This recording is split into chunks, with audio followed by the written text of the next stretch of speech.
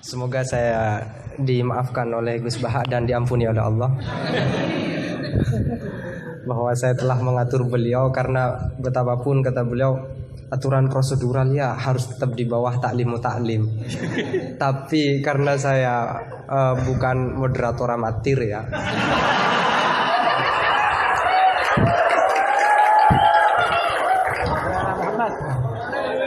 Jadi karena bukan moderator amatir, saya pakai yang satunya, bahwa akhlak itu harus di bawah hukum. Dan dalam konteks musyawarah ya moderator adalah kekuasaan tertinggi.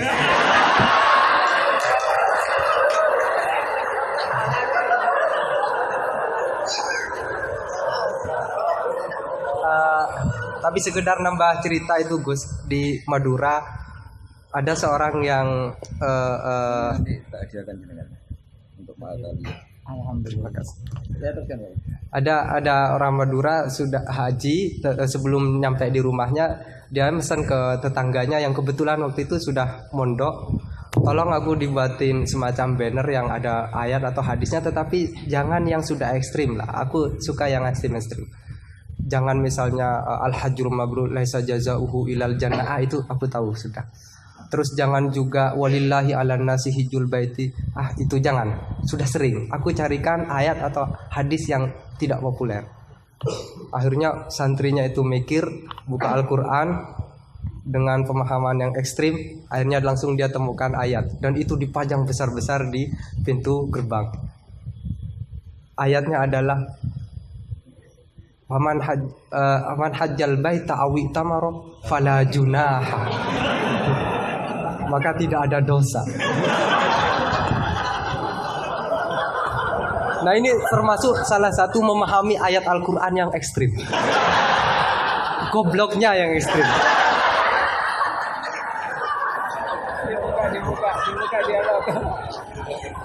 Baik, silakan dua pertanyaan, dua penanya ya. Gus Husen, Putri juga ada, silakan kalau ada. Ya, satu putra, satu putri.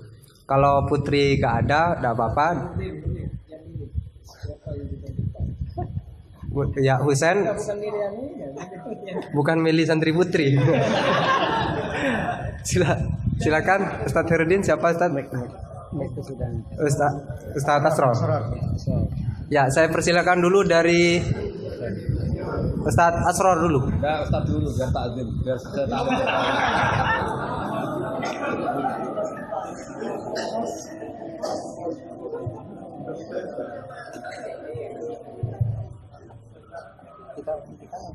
Assalamualaikum warahmatullahi wabarakatuh.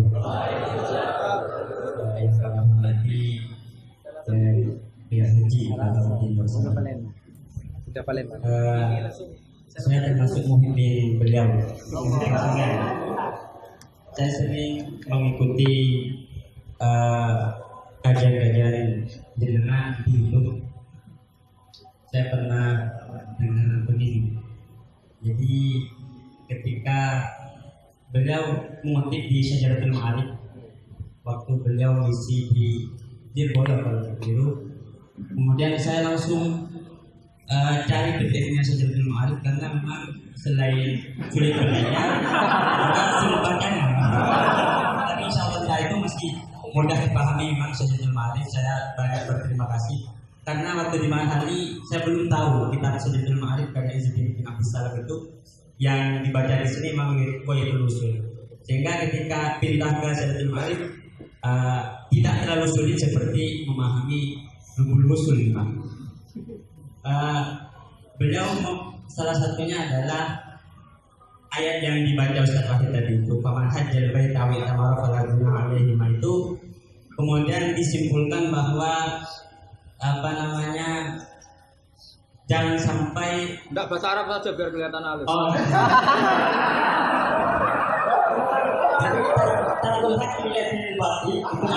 Tapi enggak begitu Raja. bahasanya Enggak, saya ada bahasa.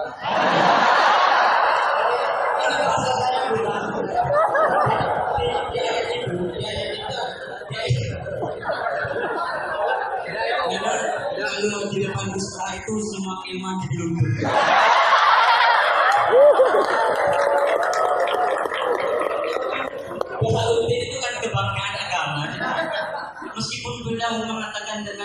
sombong itu karena sudah jadi dari awal menjadi kebanggaan agama, jadi biasa. Ustadz Khalid ini di kalangan kita ustadz yang paling top. Tapi ketika Gus Bah ya lebih alim saya itu biasa saja. Gus Bah ini sudah namanya saja Bahaudin. Di ayat tadi itu wala junah alaikum, dan diceritakan di situ memang dulu ada patung-patung begitu, sehingga disimpulkan oleh ulama bahwa tarkul hakli lihat di batin itu tidak apa-apa. Apa namanya? Tak boleh. Jadi tarkul hakli lihat di batin tak boleh. Saya ini jadi penonton. Yang ingin saya tanyakan begini, Gus. Dalam kitab Bajuri yang sering dikaji teman-teman Maharani, isi Al-Quran itu kan cuma 9. Oh. Iya, isi Al-Quran kalau disebutkan kan cuma 9. Mulai dari yang halal, haram, kemudian qisas, kemudian tanzir, tausyir, dan ada 9. Saya lupa itu disihirkan oleh Syekh Al-Bajuri, disihirkan. Saya tadi lagi nggak mau disebut. Tapi itu ada nanti saya di bab head nanti saya persilahkan ke teman-teman di bab head itu di Bajurinya ada siiran tentang isi Al-Quran cuma ada 9. Sehingga bagi beliau kan karena sudah ada halal haram dan begitu, itu ketika ada al-qisah bil Quran dijadikan hukum seperti tadi itu menjadi suatu yang sepertinya kurang. Seperti ini lagi cerita tentang Nabi Ayub. Nabi Ayub itu oleh Allah khud biyadika tatan fadrib bihi wala tahnas. Enggak khud liru itu. Wah khud biyadika tatan fadrib bihi wala tahnas. Ayat ini kalau di Rawaiul Bayan itu menjadi dasar kebolehan hilah dalam fikih. Quran buang satu huruf enggak boleh. Boleh, Gus. Boleh. Ini contohnya. Enggak iktibas ini kan. Ndak iktibas. Oke.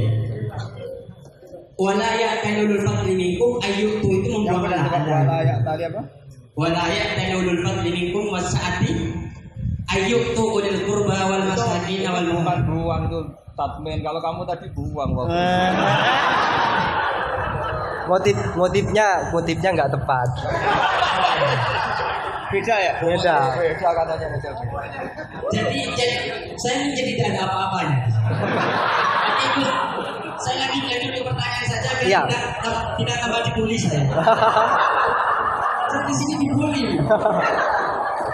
Pertanyaan saya begini. Yang pertama. Kisah Al-Quran seperti kisah Nabi Ayub tadi. Itu kemudian oleh ulama dijadikan dasar sebagai jawazul hiyal. Jadi boleh hilah begitu. Karena Nabi Ayub itu bersumpah untuk memukul istrinya sebanyak 100 kali ketika beliau sudah sembuh.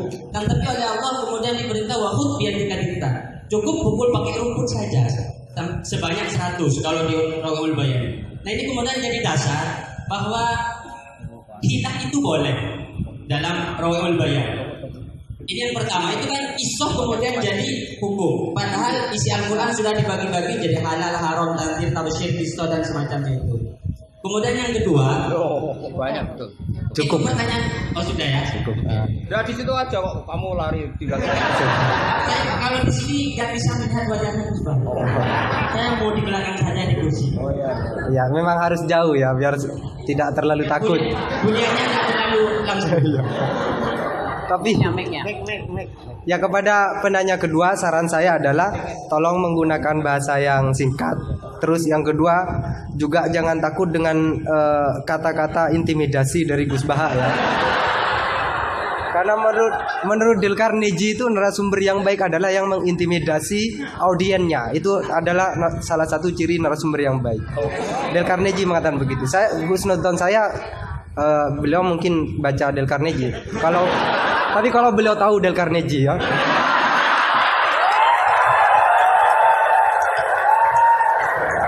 Ya, silakan Saudara Husen.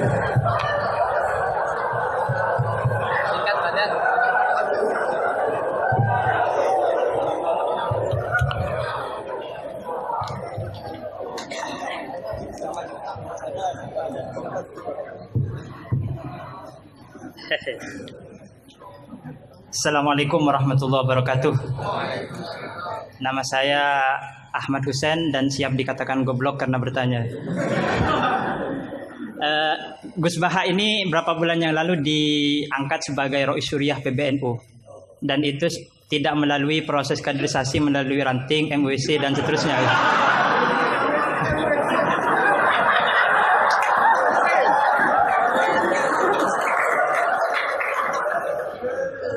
Padahal Ustadz Khairuddin ini di sini paling alim, tapi beliau masih jadi MWC gitu.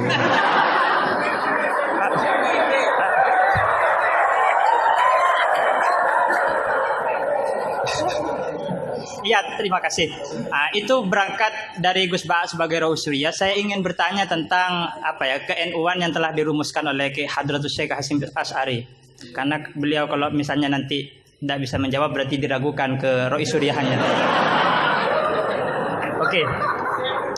Di dalam risalah atau konun asasi Jam'iyah Nahdlatul Ulama disebutkan bahwa secara keagamaan NU menggunakan sistem bermazhab atau mazhub. Serius ini Gus. Yang pertama dalam akidah, terus fikih dan tasawuf. Nah, dalam fikih misalnya NU menganut Abu Hanifah, terus Malik bin Anas, Muhammad bin Idris Asy-Syafi'i yang lahir tahun 154.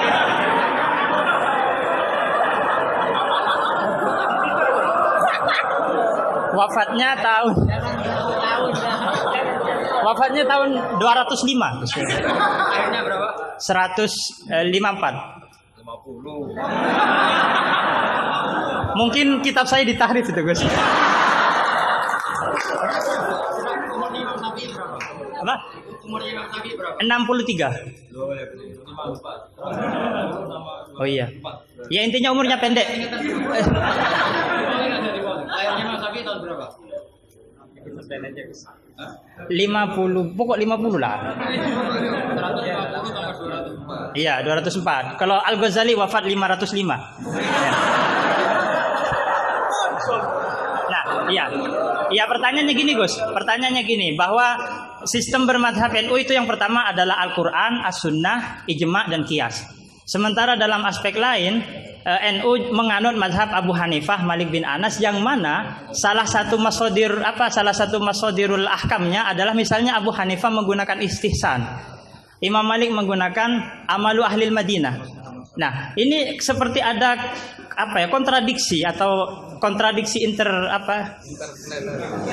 interminus istilahnya itu.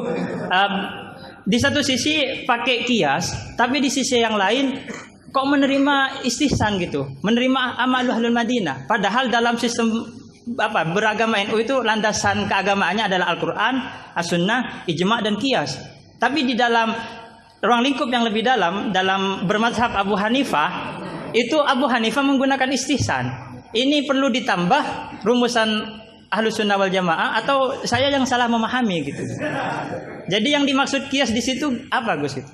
Kalau misalnya Qiyas hamlu maklumin ala maklumin sebagaimana dalam Ghoyah halaman berapa ini?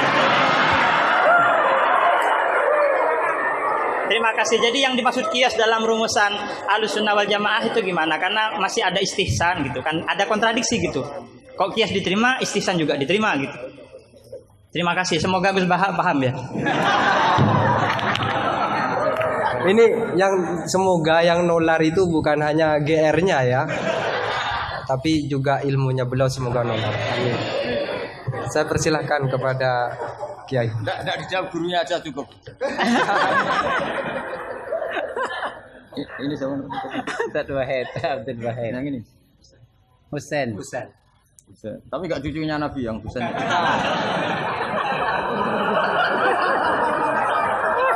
Kan ini juga Husain ya. Ini Husain. Husain. Kata aja ini budaknya.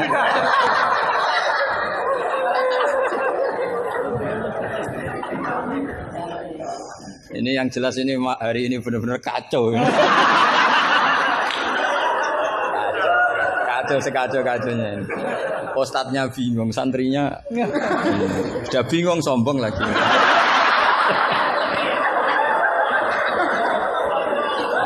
Yang boleh sombong tuh yang sudah ada bingung-bingung. Tapi agak apa-apa, saya maafkan ya. Memang itu satu-satunya cara dia untuk menang gitu. Ya. Saya jawab tadi yang dari Ustadz apa Asrar itu yang penuh misteri mana Asrar. Asrar itu maknanya kan banyak rahasia, itu terjemahan bebasnya penuh misteri. Nggak tahu punya misteri apa tadi. Tadi tanya gimana yang tentang apa khilah sama apa? Sama nanya ulang, coba ulang. Apa? Begini ya, kitab Sajaratul Ma'arif tadi kutipan Anda tak luruskan itu tagnya di Sajaratul Ma'arif saya hafal, judulnya itu la yutrakul haqqu li ahdil batil, ya enggak? Itu mesti persis begitu. Yang kamu tadi pasti tidak persis. Saya ini hafal Quran, jadi ingatan saya normal.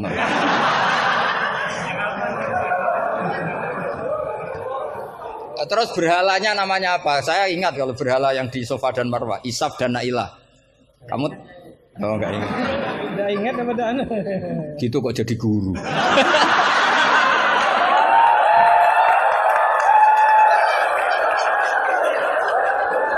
Bisa. Jadi maksudnya itu mungkin jadi gurunya sah karena muridnya lebih bodoh. Tapi yang enggak sah itu gini loh. Wong kelas gitu kok melawan saya itu loh. Itu sangat nggak sah ya. Jadi ibaratkan saya ini sudah tisen dilawan Elias Pikal, lu bisa mati. Bisa mati. Begini ya, saya ini belajar itu banyak. Selain belajar banyak, saya itu punya hafalan banyak. Jadi penting ya, hafalan itu penting karena itu kias atau tadi misalnya cerita itu bahasa Arabnya kisah. Tapi asalik anil kisah ilal iktibar itu adalah maslaku ahlil akhyar. Itu masyhur itu dawuh ulama. Jadi dari cerita kemudian diiktibar itu maslakul akhyar manhajnya orang-orang pilihan. Sehingga cerita ini sebetulnya idzoh atau mau idzoh atau kisah ini menjadi iktibar. Dan iktibar masuk yang di antara yang 9 itu. Misalnya begini, sampean guyon di sini. Itu kalau bapak saya masih sugeng, sampean guyon gini dibiarin. Bapak itu pernah sama saya mau manggil santri. Kemudian di kangkang itu baru guyon, itu bapak balik. Kembali ke dalam nggak jadi manggil. Padahal mau manggil karena ada tamu disuruh melayani tamu. Kata bapak gini, Pak kenapa kembali? Santri itu fakir rada duit. Kok iso guyon itu barang mewah. Maka mengganggu itu haram katanya. Wong fakir ngono kok iso seneng itu luar ya. Mengganggu kesenangan orang fakir adalah dosa. Makanya kalau sampean GR mengalahkan saya monggo mawon. Karena itu satu-satunya cara sampean untuk merasa apa? Menang. Saya enggak usah merasa menang sudah pasti menang. Merasa sudah menang. Ya coba polling saja. Gus Bak sama Ustaz Asrar alim mana? Saya enggak usah jawab.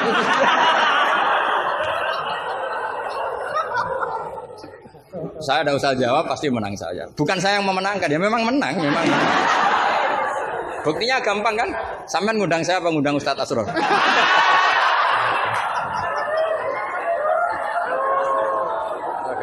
Jadi yang angkuh itu sampean, bukan saya kan, bukan saya. Jadi iktibar itu maslaku ahlil akhyar. Termasuk yang saya kagum dari kitab Sajaratul Ma'arif adalah ketika malam itu ada rapat, dengerin ya, malam itu ada rapat bahwa besok Musa harus ditangkap.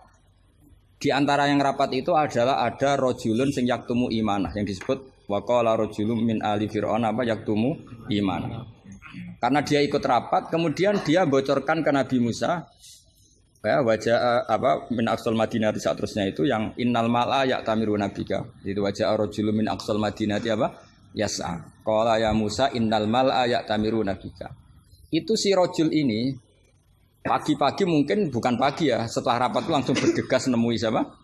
Nabi Musa, besok kamu akan ditangkap oleh tentara dan kamu akan dieksekusi. Kamu kok tahu? Saya ikut rapat. Tapi karena dia masih yaktumu apa? Iman. Itu kan cerita ya, kita sepakat ya. Itu apa? Cerita, kisah. Tapi Imam Izzuddin bin Abdissalam yang punya gelar Sultanul, oh, enggak keliru, Sultanul Ulama. Oh, coba. Ini mesti salah guru. Sultanul apa? Ulama. Ya. Yang penting kita jangan sampai jadi Sultanul Juhala. Karena ini belum ada presidennya. Raja Wali sudah ada Abdul Qadir. Raja Ulama ada Izzuddin bin Abdissalam. Kayak Raja Bodoh itu terlalu banyak. Makanya kompetisinya susah ini karena terlalu banyak yang jadi apa? Nah, ternyata oleh Izzuddin bin Abdissalam yang diambil contoh itu yas'anya. Maka di ayat itu beliau mengebabkan babul musaroah ila hifdzid dima. Bab pentingnya bergegas untuk menyelamatkan mengalirnya darahnya seorang mukmin. Jadi yang dia simpulkan dari kata yas'a, bahwa untuk menyelamatkan darah itu ora oleh sak kobre, tidak boleh sesempatnya, tapi harus yas'a. Yas'a itu bergegas. Nah itu kan dari kisah menjadi istidlalun fiqhiyun, apa? Menjadi istidlalun fiqhiyun atau amrun fiqhiyun. Allah tidak mengatakan yamshi tapi yas'a. Karena pikirannya rojul tadi jangan sampai menangkapnya Mala'u Fir'aun mendahului larinya Musa. Maka di sini yas'a tidak dimaknani sebagai hanya cerita, tapi kesimpulan secara fikih bahwa untuk menyelamatkan darah itu harus yas'a, harus bergegas. Nah itu contoh. Jadi kalau sampean tanya Syajaratul Ma'arif itu ikut partai mana? Itu ikut partai Itibar. Dari 9 itu ikut partai apa? Itibar. Yang kemudian wakhud biyatika dikhtan. Khilah itu boleh asal dibolehkan Allah. Itu kan bukan Nabi Ayub yang ingin khilah, tapi Allah yang mengajarkan khilah. Nah kalau Allah yang mengajarkan itu menjadi halal berdasar kesalahan masing-masing. Sampean tahu nggak ceritanya Nabi Ayub sama istrinya? Apa setengah tahu? Apa? Oh setengah tahu lah. Ini yang setengahnya tak tambahi lagi. Istrinya Nabi Ayub itu cantik sekali. Karena memang sunnahnya ulama itu memang punya istri cantik. Entah sunnah itu dengan arti kesunatan, entah takdir tidak tahu.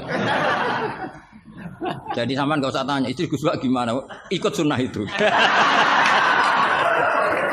Ikut sunnah. Karena nanti kasihan kalau dia istrinya jelek terus alumni dosowan istrinya cantik kan dia ngenes. Oh, kasihan itu ya. Yang cantik juga kasihan, nyiumi tangan orang yang lebih enggak cantik. Ceritanya sebenarnya gini ya. Dari kejauhan, ya saya ulang lagi dari kejauhan, itu istrinya Ayub ini ngomong-ngomong sama lelaki ganteng, padahal itu aslinya Jibril. Singkat cerita, si istri ini karena Ayub ini sudah diembargo masyarakatnya dengan cerita-cerita seperti itu. Pokoknya kita mempercayai versi itu.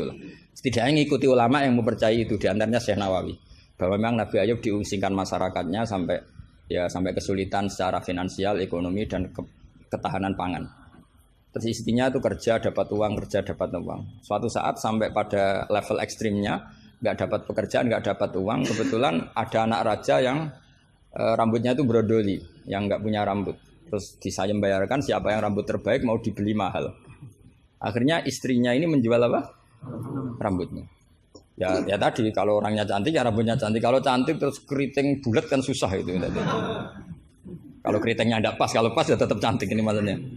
Nah, ketika dijual terus dapat uang dan itu di atas rata-rata.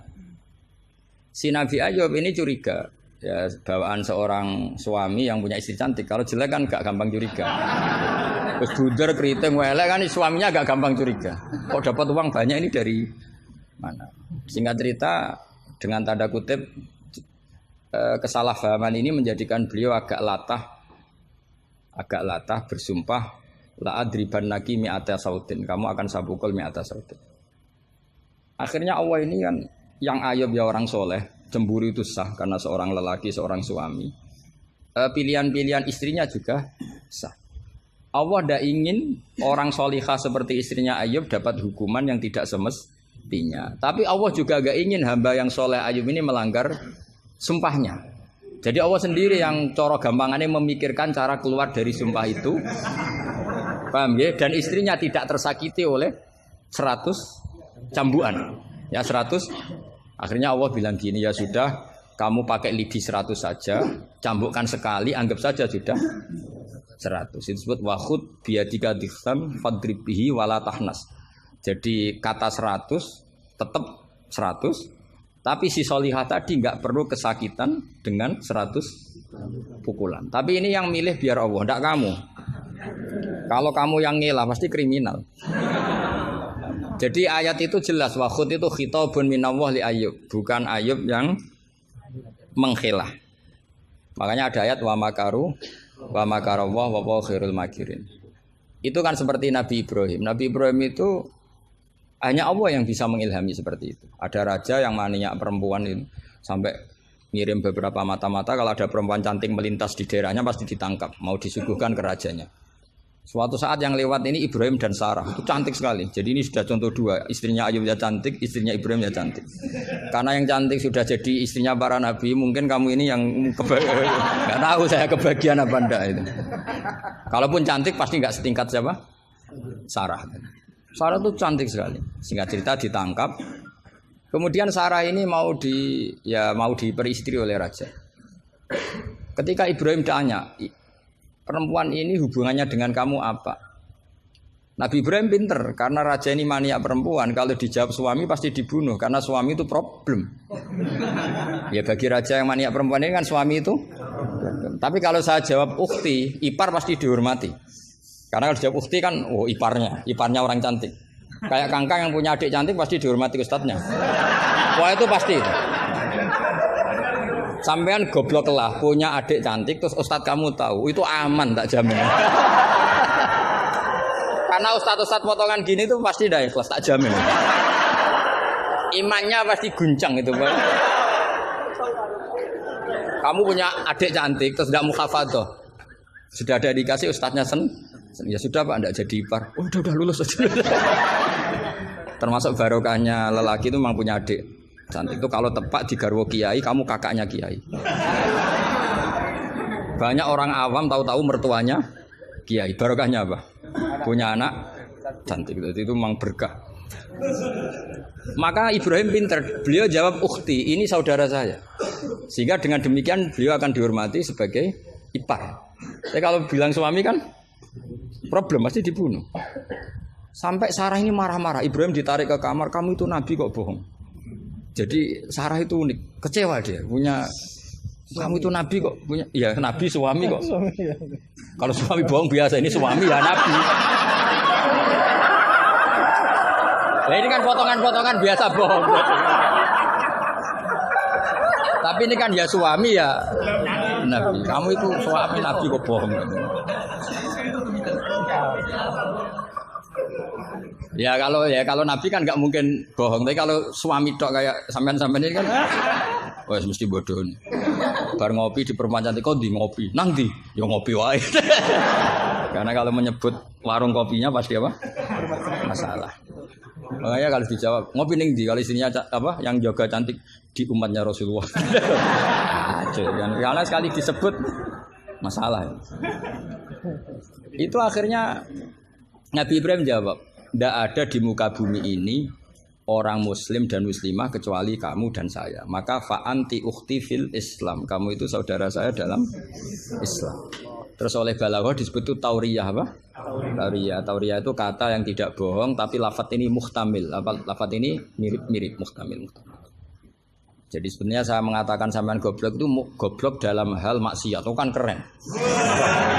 Sampean saja yang sudah tersinggung, wong darani goblok itu salah sampean. Padahal saya punya siapkan kalau ditanya Allah, hak mosok santri batal darani goblok. Goblok enggak tahu caranya korupsi, Gusti. Wah.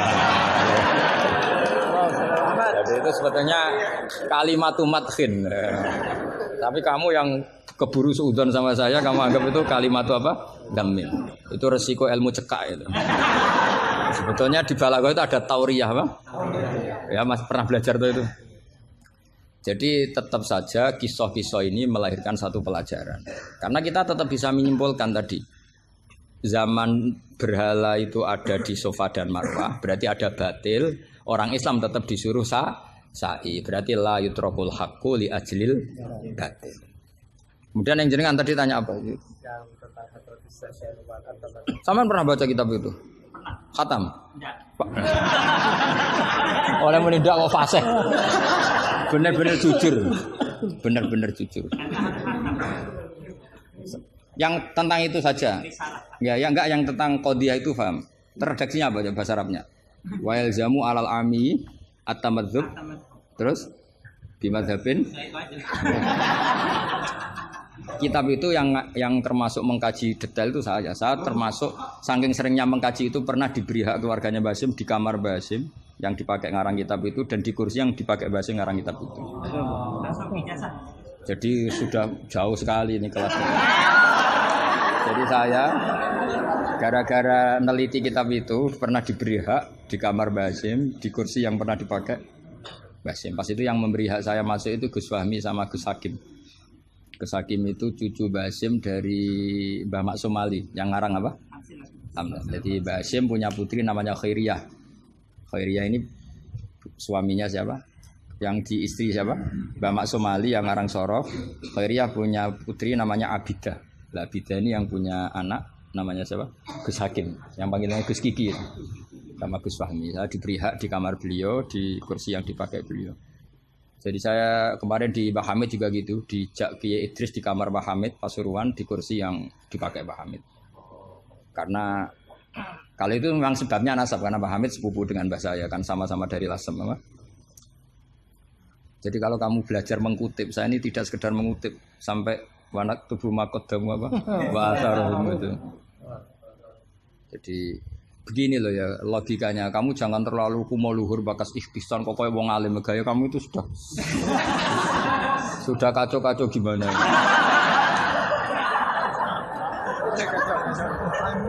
Apa ya parah ya cerminan ajaran gurunya ini kacau. Iya, jadi ini kamu itu korban pengajaran yang salah. Dan kamu bahasanya juga salah. Menurut NU, pegangan itu 4 itu tidak menurut NU, menurut ahli sunnah wal jamaah. Jadi begini ya, kias itu kan sebetulnya hanya bahasa saja. Sebetulnya ya istihsan juga kias. Sebenarnya kalau kita karena ketika seseorang itu menomorsatukan Quran dan hadis, pasti istihsan ini juga tidak keluar dari Quran hadis. Ketika kamu katakan kias, itu juga tidak keluar dari Quran hadis. Maka pertanyaannya, menurut Dawud Al-Zahiri, sebetulnya kias itu ada apa enggak? Ya bisa saja enggak ada. Misalnya begini, sama tak beda aja ilmu yang paling gampang. Yang kamu pahami kias itu ada berapa? Aulawi, terus Musawi sama Adna. Yang gampang-gampang saja, yang masih amatiran saja. Kalau di usul fikih istilahnya apa? Lahnal khitab, fahwal khitab. Ngono kok lali yo ya. Aku sing wis tokoh nasional lilingan. Harusnya lupa itu saya pantasnya karena sibuk. Harusnya yang pantas lupa itu saya karena sibuk. Kalau soal Surya memang saya tidak minta. Jadi itu anugerah sudah, anugerah khidmah. Saya juga sampai sekarang nggak merasa Roy Surya biasa aja.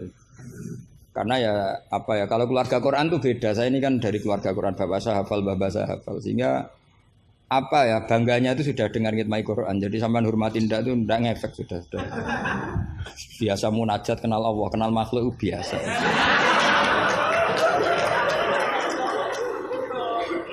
Biasa ma'rifatullah dijak ma'rifatul khalqi. Begini misalnya ya, sampean tak bedheki misalnya gini. Fala taqul lahuma uffin atau innal ladzina yaquluna amwalal yatama zulman. Kita paling gampang kalau kita ngajari Mahat Ali seperti ini, yang gurunya saja meragukan ini, yang guru kepala. Itu kias paling gampang tentu kita katakan gini. Allah mengharamkan memakan harta anak yatim. Ilatul hukumnya apa coba? Ifsad kan? Nah, kalau aklu itu haram karena ifsad, maka ikhraq lebih haram. Kalau ufin yang adnal iza, ya ufin muni janjuk pada orang tua atau hus. Ya. Kalau adnal iza paling ringan saja haram, apalagi nabok, apalagi menterlantarkan orang tua gak dikasih uang sampai utang-utang tonggo itu ya iza itu. Nah, itu terus kita lebih gampang kita katakan tuh kias apa? Aulawi. Tapi itu gampangnya saja. Tapi butuh ulama itu hanya satu. Orang nggak boleh terjebak oleh teks. Kalau terjebak oleh teks seperti saya cerita setiap ngaji itu, Di mana-mana saya cerita itu naifnya orang terjebak teks. Yaitu tadi misalnya ada santri yang dilaporkan oleh istrinya ke kiainya, Pak Yai, alumni Anda ini sering naboi saya. Nabok itu kan pakai tangan. Karena terus kiainya bilang gini, "Cong, jogeman naboi istrimu." Suatu saat kalau mau idak pakai kaki, jadi nyadui. Akhirnya istrinya lapor lagi, "Pak Yai sekarang ganti model, tidak naboi tapi nyadui." Santrinya dipanggil lagi, "Loh kenapa kamu masih nyadui? Kan yang haram naboi Pak Yai. Kemarin yang Anda larang kan naboi, kalau nyadui kan belum dilarang. Belum ada undang-undangnya kan kira-kira. Nanti yo nendang yo haram pisan. Hari berikutnya ngidoni, ngeludahi. Itu kan korban tekstualistik. Kalau dia cerdas, hurmatul idza itu yang haram itu idzanya. Naboi ya idza, nyadui ya idza, meludahi juga idza, membiarkan miskin juga idza. Nah, seperti itu sebetulnya andaikan kita dzauqus salim, sebetulnya enggak perlu itu kita katakan kias apa enggak. Zaman sahabat juga enggak kenal kias. Tapi tahu kalau maknanya pasti seperti itu. Pasti maknanya seperti itu. Misalnya kamu ada tamu, jangan suguhi air panas, kasihan. Terus kamu suguhi adem tapi peceren. Sementing enggak air panas. Itu kan santri gila. Jadi sebetulnya dengan atau tanpa istilah kias maupun istihsan, itu adzauqus salim itu pasti tahu.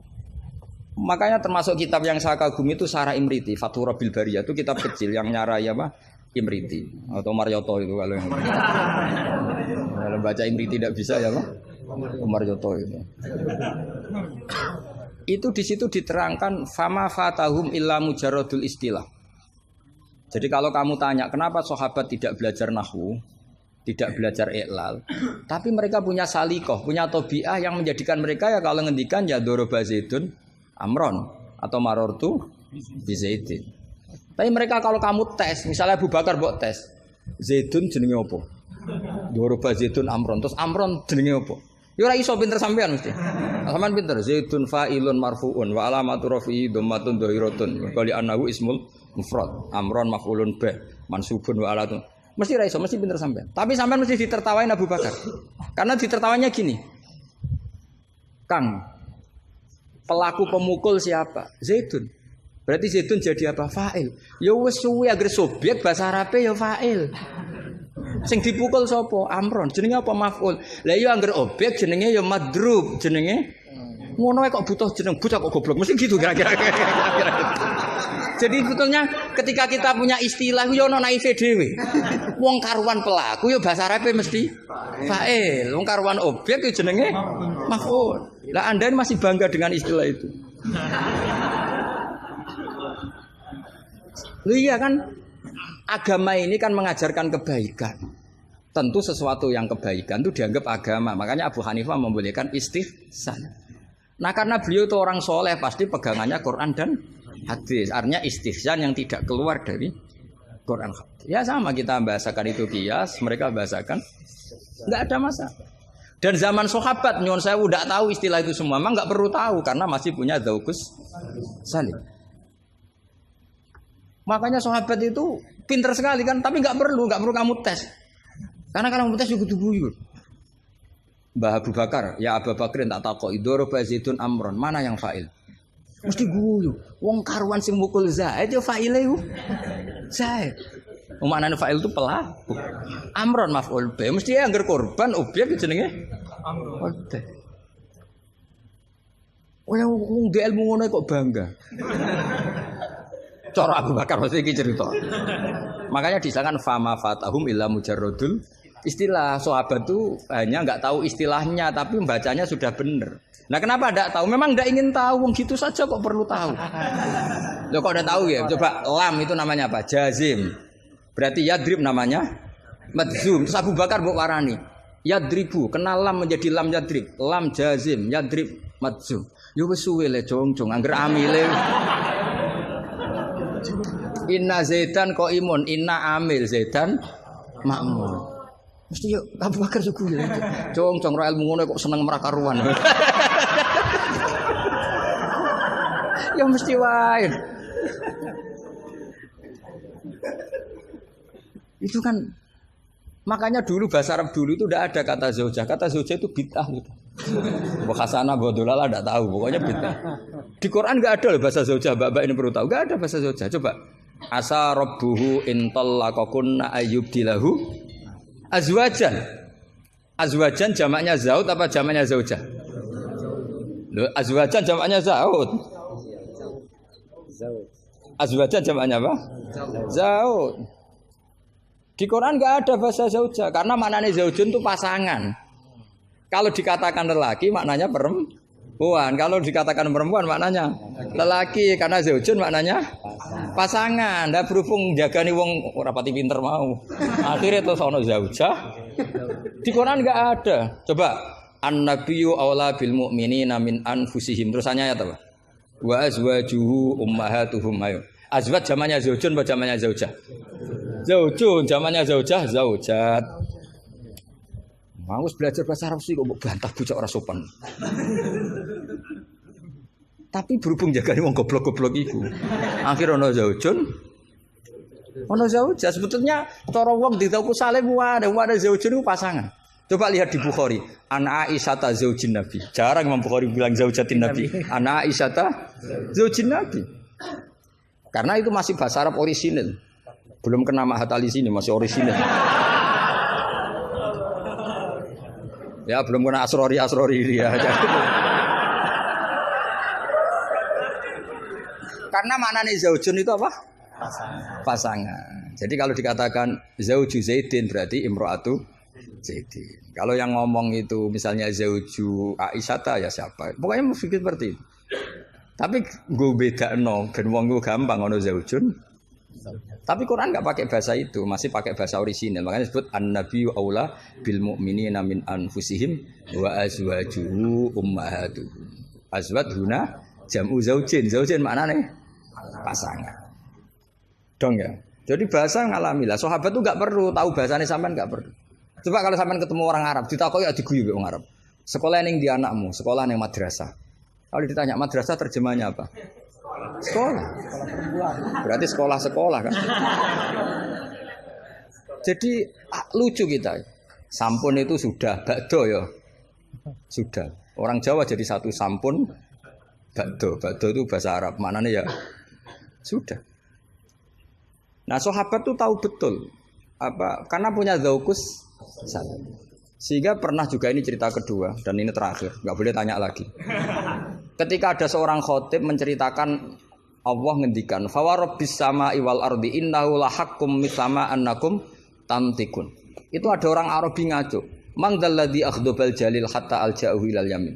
Ayo hafalkan Pak Asrori ben latihan hafalan apa? "Man dzalladzi akhdabal jalil hatta alja'u ilal yamin." Pak khotib, saya mau tanya, siapa yang bikin Allah murka sampai Allah dipaksa sumpah? Karena orang kalau sampai sumpah itu artinya nganggep mukhatabnya tidak percaya. Makanya di balaghah ada urutannya. Kalam itu kalau nggak ada pengingkaran nggak usah pakai taukid. Kalau ada pengingkaran pakai taukid. Kalau pengingkarannya banget pakai qasam. Termasuk pakai apa? Artinya gini, kalau Allah sudah sumpah pasti indikasi Allah sedang duka. Karena qasam hanya untuk mukhatab yang tidak percaya. Makanya ketika ada khotib baca fawarabbis sama iwal ardi innahu lahaqqum mitsama annakum tantikun. Langsung Arafi tadi tanya man dalladzi akhdubal jalil. Itu siapa Pak khotib yang bikin Allah marah sampai Allah harus sumpah. Ini namanya adzaukus. Tapi ya enggak usah kamu tes. Itu namanya apa? Faidatul khitab wa lazimul faidah. Faidah apa lazimul? Ya enggak bisa kalau zaman dulu ya enggak ada istilah itu. Istilah itu kita bikin. Jika mukhatab khaliyadhini begini. Kalau agak enggak percaya terus kamu sok pinter. Jika mukhatab ingkar maka gini. Ya memang bahasa Arabnya enggak percaya ku ingkar dul ngene kok ora roh. Tapi kamu anggap bahasa Arab itu luar biasa. Ya kan normal kan sebetulnya itu normal. Dong ya sudah ya. Ya sudah. Ya sekira mohon maaf ya muga-muga kula ya disepuro pangeran. Tapi yang jelas itu lebih salah sampean. Yang seneng kiai kok ngatur apa? Gus Ba harus datang tanggal ini jam ini. Cek keren nih ngatur. Ya, saya kira demikian. Assalamualaikum warahmatullahi wabarakatuh.